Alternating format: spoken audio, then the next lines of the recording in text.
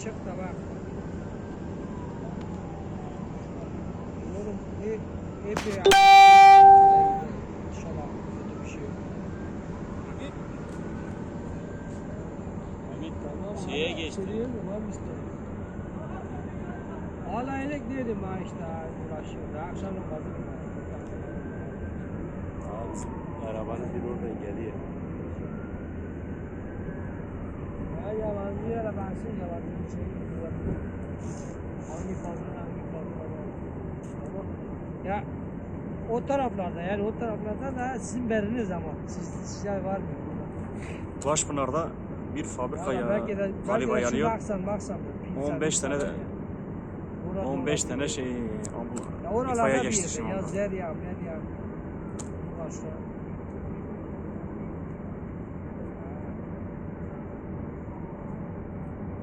Biraz sonra Gaziantep buraya Hiç duman görmüyoruz bu tarafta.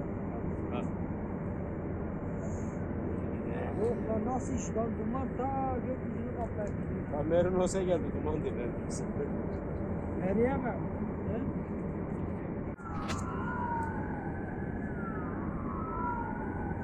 Ambulans sesi geliyor mu hiç?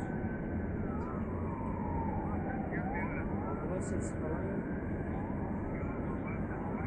Güzel telefonuna gel.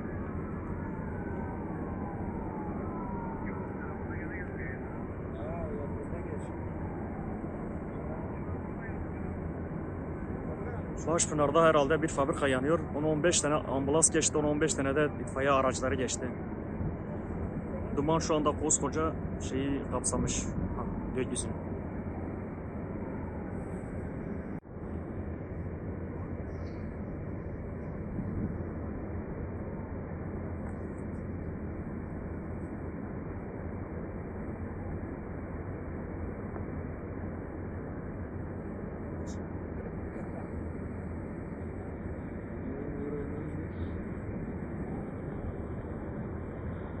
Evet arkadaşlar gördüğünüz gibi Başpınar'da büyük bir yangın çıktı. Bu dumansız olduğu yer şurası ise tam böyle komple bir bulut gibi kaplamış her tarafı duman.